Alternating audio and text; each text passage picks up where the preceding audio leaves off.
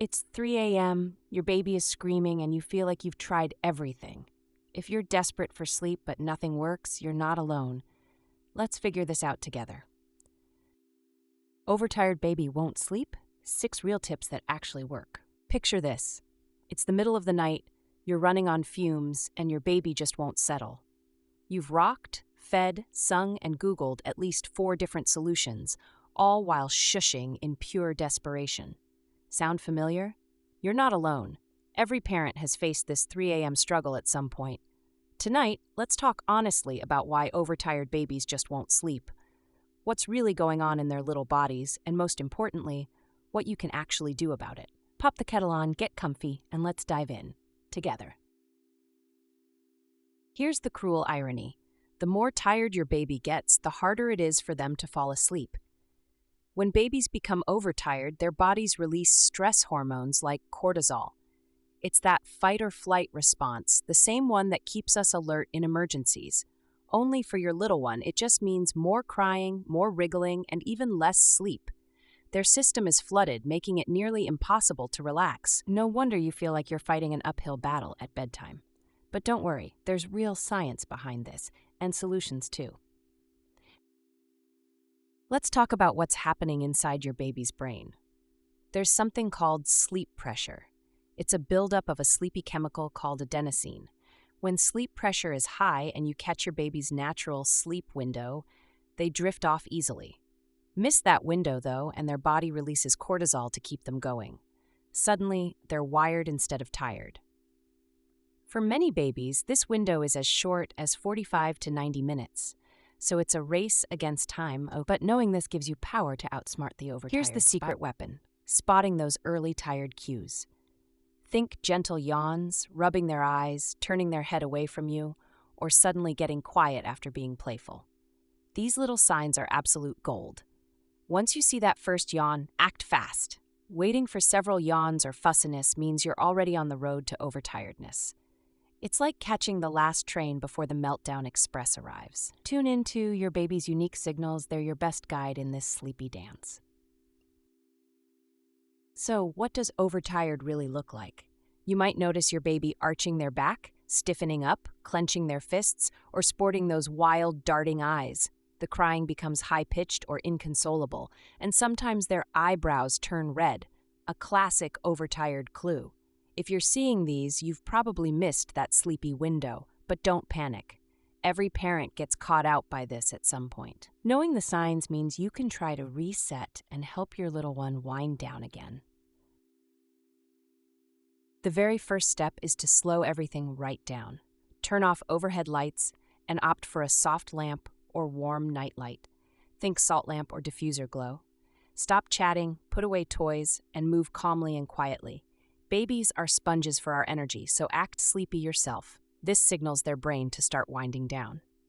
Dim lighting boosts melatonin, the natural sleep hormone, and helps break the cycle of overstimulation. You can almost feel the tension start to melt away, one soft shadow at a time. Sometimes both you and your baby need a literal reset. If your little one is spiraling, gently pick them up and step into a different room or the hallway. The change of scenery can interrupt the overtired cycle. Take a few deep breaths together. Babies feel your calm.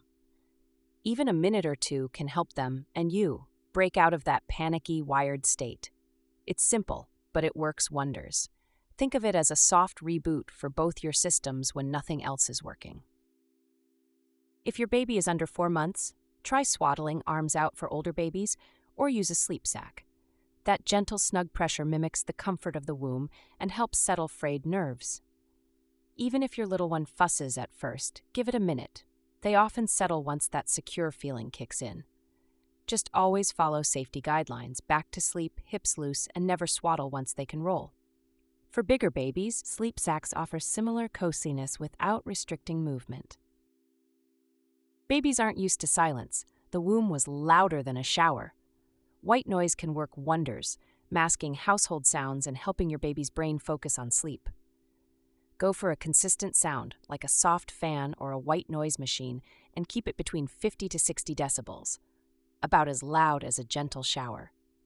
Avoid sudden changes or music, which can actually be stimulating. Once you find your baby's favorite, it can become a powerful sleep cue. When your arms feel like noodles but your baby still won't settle, gentle movement is your friend. Pop them in a carrier, bounce on a yoga ball, or sway in a rocking chair. Rhythmic motion mimics the safety of the womb and can calm frazzled nerves for both of you.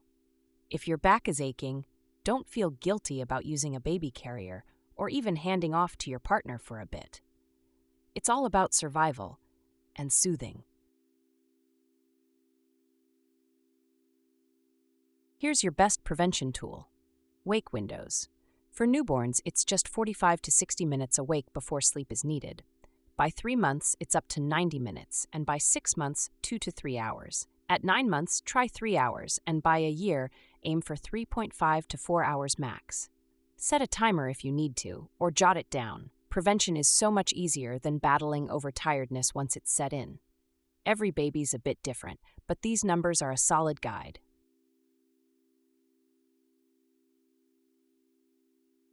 Let's talk about everyday habits that really help keep overtiredness at bay.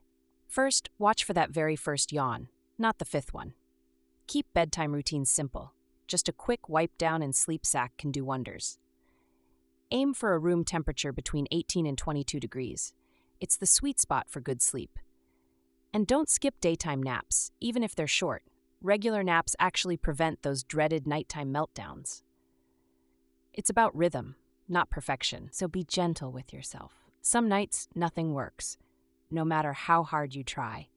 If you feel yourself getting overwhelmed, it's okay to put your baby down safely in their cot for a few minutes while you breathe. Call your partner, a friend, or even a helpline if you need support. You are not failing, and you are not alone. This overtired phase will pass, truly. You're doing your best, and that's more than enough. Reach out, take a moment, and remember, tomorrow is a new day. You are doing an incredible job, even when it feels like you're just surviving. Overtired babies are tough, but you are tougher. If you found this helpful, subscribe and tap the bell for more real-life baby tips every week. You've got this, truly. And if you're facing the dreaded 4-month sleep regression, check out our next video. From one tired parent to another, you're not alone, and you're doing amazing.